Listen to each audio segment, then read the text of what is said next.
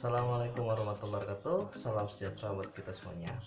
Apa kabar adik-adik? Semoga selalu sehat walafiat ya. Dan semoga adik-adik semakin siap untuk menghadapi seleksi masuk PTN ya. Baik itu SIMAK UI atau UTUL UGM. Karena semakin hari semakin dekat nih kita masuk ke hari H gitu. Hari H seleksi ujian PTN. Oke. Kira-kira kalau misalnya adik-adik nih melihat diri adik-adik, sudah berapa persenkah persiapan adik-adik? Mudah-mudahan semakin meningkat persentase persiapannya dari hari-hari sebelumnya. Oke, tanpa berlama-lama lagi, kita langsung saja ya. Sekarang kakak akan bahas lagi soal SIMAK UI. Nah, sekarang kita akan masuk sesi kedua dari pembahasan soal SIMAK UI. Langsung saja kita ke pembahasannya.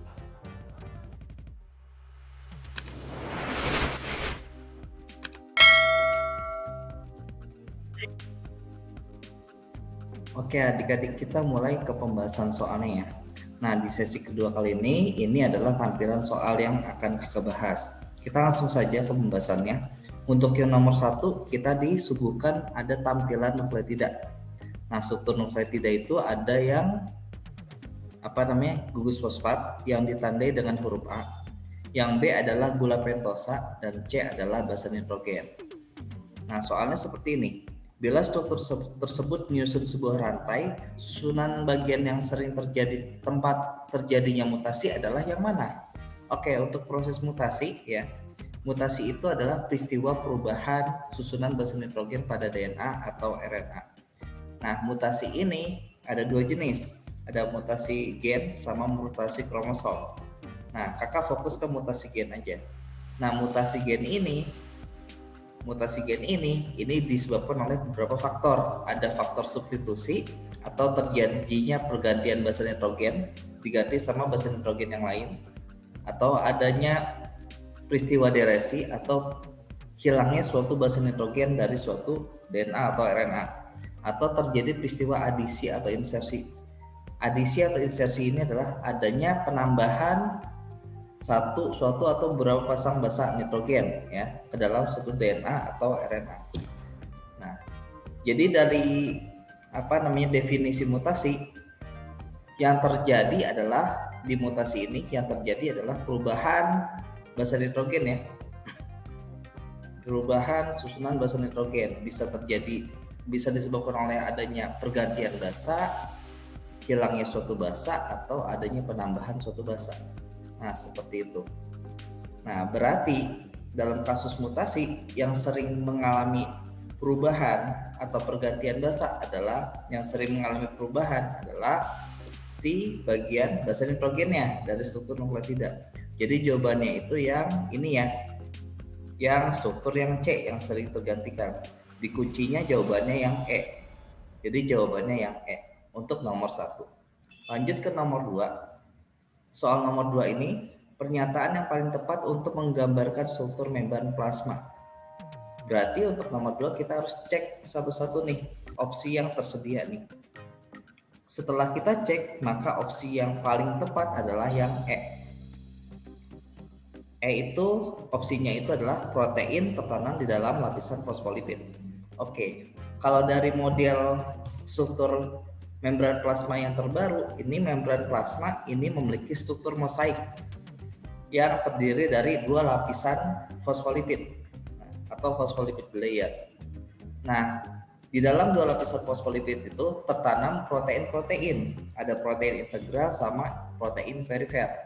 Selain protein, di dalam lapisan fosfolipid juga ada molekul gula. Ada steroid, molekul steroid, dan molekul-molekul lain. Jadi untuk nomor 2 jawabannya yang E. Oke, kita lanjut ke nomor 3. Tentang hukum Hardy-Weinberg ya, nomor 3. Berdasarkan teori Hardy-Weinberg, keseimbangan Hardy-Weinberg yang sama dengan 1 apabila. Nah, berarti ini merujuk ke persamaan Hardy-Weinberg ya. Jadi kalau kita lihat hukum Hardy-Weinberg ini pengertiannya adalah bunyinya adalah suatu populasi berada dalam kondisi seimbang atau tetap jika tak ada perubahan frekuensi alel dari generasi ke generasi. Nah, kalau kita lihat persamaan Hardy-Weinberg, persamaannya seperti ini gitu. P kuadrat tambah 2PQ ditambah Q kuadrat sama dengan 1. Nah, seperti ini. Nah, hukum dan persamaan ini baru bisa memenuhi syarat jika, jadi ada syaratnya nih. Syaratnya pertama, populasi terisolasi. Kalau populasi terisolasi otomatis tidak ada migrasi, tidak ada anggota populasi yang bisa pindah ataupun ada yang dari luar masuk, itu nggak ada. Dan otomatis kalau nggak ada migrasi tidak ada aliran gen. Dan seharusnya persamaan di Weinberg juga berlaku jika terjadi perkawinan acak atau random mating. Kemudian syarat selanjutnya adalah populasinya besar, ukuran populasi besar, dan tidak ada mutasi yang terjadi, atau boleh ada mutasi tapi mutasinya harus seimbang. Misalnya dari 10 orang yang normal termutasi jadi albino. Nah, karena termutasi jadi albino, maka di populasi itu harus 10 dalam mutasi yang sama, harus 10 orang yang albino termutasi lagi menjadi normal. Nah, harus seperti itu tuh. Itu yang dimaksud mutasi seimbang. Nah, seperti itu. Jadi untuk nomor 3 jawabannya adalah yang E. Nah, jawabannya yang sesuai dengan yang memenuhi hukum Hardy-Weinberg, yang memenuhi syarat-syarat dari hukum Hardy-Weinberg adalah yang opsi E. Jadi jawabannya yang E untuk nomor 3. Kemudian kita lanjut ke nomor 4. Nah, nomor 4 itu kita lihat sekarang. Oke. Ini soalnya. Soal nomor 4, salah satu fungsi antena pada film arthropoda adalah sebagai alat yang digunakan untuk sensor mekanis. Namun ada pula jenis-jenis arthropoda yang tidak memiliki antena. Salah satunya adalah jenis-jenis pada kelas apa? Nah, di arthropoda ini ada beberapa macam kelas di arthropoda. Ada beberapa macam kelas. Nah, ini ya. Ada sekitar 4 kelas di film arthropoda. Dari Arachnoida, Insecta, Crustacea, dan Myriapoda. Nah, ternyata dari keempat kelas ini hanya kelas Arachnoidea yang tidak memiliki antena. Nah, untuk kelas Arachnoidea ini dibagi lagi menjadi 3 ordo. Ordo Arachnida, Acarina, sama Scorpionidae gitu. Nah, seperti ini. Ini contohnya ya, kalau Arachnida contohnya laba-laba, Acarina contohnya tungau, kalau Scorpionidae contohnya kalajengking. Jadi kelompok dari film arthropoda yang tidak memiliki antena adalah dari kelompok Arachnida ya.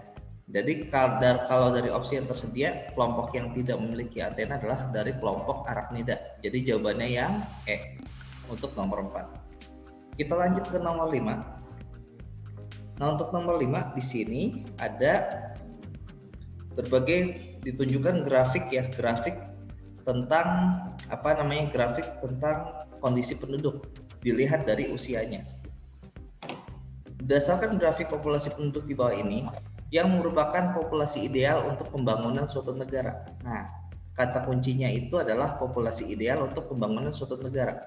Nah, untuk pembangunan suatu negara itu yang paling baik kalau penduduk suatu negara jumlahnya paling banyak berada di usia produktif. Nah, kalau kita lihat pada gambar nih ya, pada penjelasannya. Oke.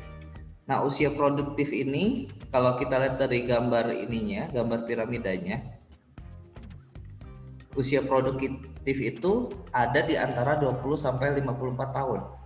Jadi kalau suatu negara punya jumlah penduduk yang usia produktifnya paling banyak, maka itu sangat ideal untuk pembangunan suatu negara gitu ya. Nah, tapi kalau misalnya usia non produktifnya itu lebih banyak gitu ya, misalnya usia balita sama usia sekolah itu kan masih belum produktif, dan usia lansia yang udah nggak produktif ya, maka kondisi negara itu kurang baik untuk pembangunan, kurang ideal lah intinya. Nah, seperti itu. Jadi kata kuncinya adalah jika suatu negara ingin melakukan suatu pembangunan, idealnya jumlah penduduk yang usia produktifnya itu harusnya lebih banyak ya, jauh lebih banyak dibandingkan jumlah penduduk yang usianya non produktif, seperti itu.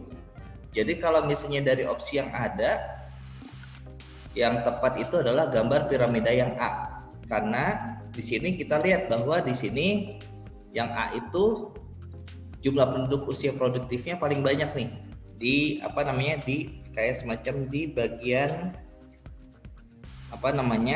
diagram batang yang paling tengah ini paling banyak nih jumlah penduduk usia produktifnya. Jadi untuk nomor 5 jawabannya yang A. Oke adik-adik, sekian untuk pembahasan soal sesi kedua kali ini. Kita sekarang masuk ke soal kuis ya. Oke adik-adik, kita masuk ke soal kuis ya. Ini kakak ada 3 soal kuis.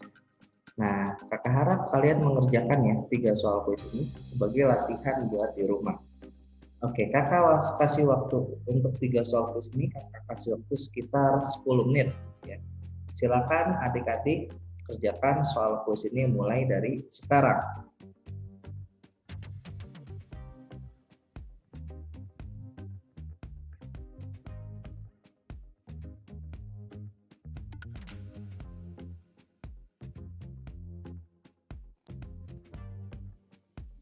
Oke adik-adik, kita masuk ke pembahasan soal kuisnya ya. Nah, kita lihat yang soal nomor 1. Kakak perbesar dulu. Soal nomor 1 di sini, berikut adalah merupakan ciri-ciri hewan dari filum Arthropoda. Pertama, tubuh luas-luas. Yang kedua, beberapa spesies berperan sebagai detritivore. Detritivore itu artinya pemakan sisa makhluk hidup ya. Yang ketiga, memiliki 2 pasang kaki di tiap segmen. Nah, untuk soal seperti ini, kata kuncinya itu ada di poin 3, memiliki 2 pasang kaki di tiap segmen.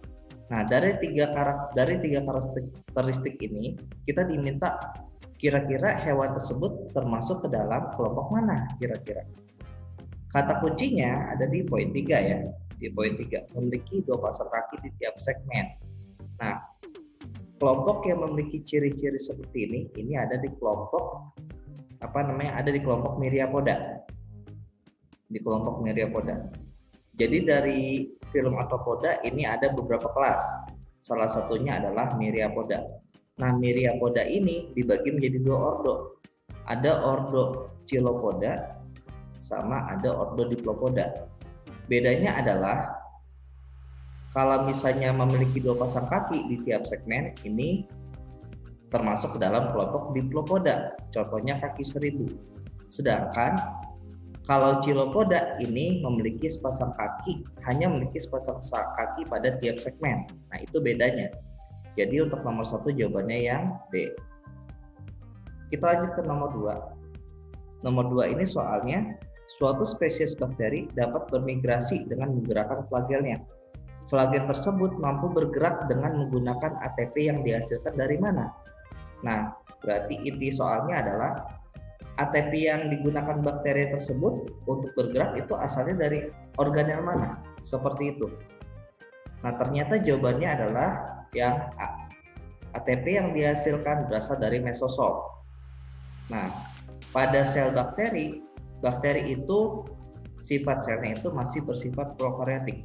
Umumnya sel prokaryotik ini banyak organel yang tidak dimiliki oleh sel prokaryotik seperti mitokondria, badan Golgi, RE, kloroplas dan sebagainya. Jadi organel-organel ini kayak mitokondria, badan Golgi, RE dan kloroplas itu sel prokaryotik belum punya organel ini. Nah, seperti itu. Karena sel prokaryotik tidak punya mitokondria, karena sel ini belum punya mitokondria, maka ATP yang dihasilkan itu dihasilkan oleh organel lain atau organel alternatif. Organel alternatifnya adalah mesosom. Jadi sekarang tahu ya bahwa penghasil ATP di dalam sel bakteri adalah mesosom. Ini penghasilnya. Oke, kita masuk ke nomor 3. Nomor 3 ini, sebuah mRNA memiliki susunan basa seperti ini. Jumlah asam amino dalam mRNA tersebut ada berapa kira-kira? Nah, ini soalnya. Nah, pertama kita buat seperti ini dulu susunan basa mRNA-nya. Jadi kita pisah tiap 3 deretan basa. Kita pisah seperti ini. Karena kodon itu tiap kodon itu tersusun dari tiap 3 deretan basa. Nah, berarti kalau kita lihat di sini ada Ada sekitar berapa codon nih? Ada sekitar 8 codon di sini. Nah, seperti itu. Nah, masalahnya codon mana saja yang menghasilkan, codon mana saja yang akan dikode menjadi asam amino. Nah, ini kita harus tahu nih. Nah, petunjuknya di sini. Hanya codon yang diapit oleh codon start dan codon stop saja yang akan dikode menjadi asam amino. Oke, kalau kita lihat di sini, codon start itu adalah AUG. Ini sebagai codon start atau codon yang mengawali proses translasi. Dan AUG ini juga mengkode asam amino metionin. Jadi AUG bukan hanya berperan sebagai codon start, tapi dia juga mengkode asam amino pertama, yaitu metionin. Sedangkan ada juga nih codon yang menghentikan translasi, yaitu codon stop. Contoh codon stop itu adalah UGA, UAA, sama UAG. Jadi ada 3 jenis codon yang berperan sebagai codon stop atau menghentikan translasi. Dan ketiga codon ini hanya berupa kode saja. Jadi tidak 3 codon ini tidak mengkode asam amino apapun. Jadi kalau kita lihat dari susunan codonnya, maka ini codon startnya, AUG codon start, dia juga mengkode asam amino. Jadi ada 1 asam amino, kemudian 2 asam amino, 3 asam amino, 4 asam amino, 5 asam amino, terus ada codon stop, ya. Berarti dari codon yang ada di mRNA ini hanya dihasilkan 5 asam amino seperti ini. Jadi jawabannya yang A. Oke, untuk pembahasan kuisnya sudah selesai ya adik-adik.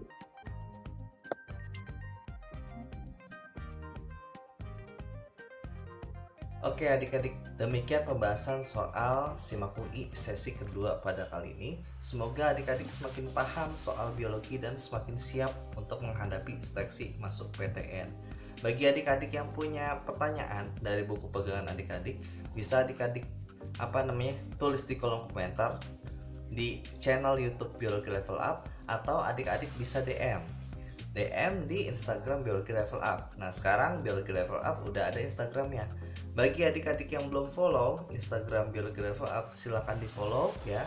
Kemudian silakan adik-adik DM, bisa tulis soalnya atau adik-adik foto. Nah, seperti itu. Oke, sampai ketemu di sesi selanjutnya pada pembahasan SIMAK atau pembahasan soal-soal PTN lainnya. Sampai ketemu pada pertemuan selanjutnya. Assalamualaikum warahmatullahi wabarakatuh.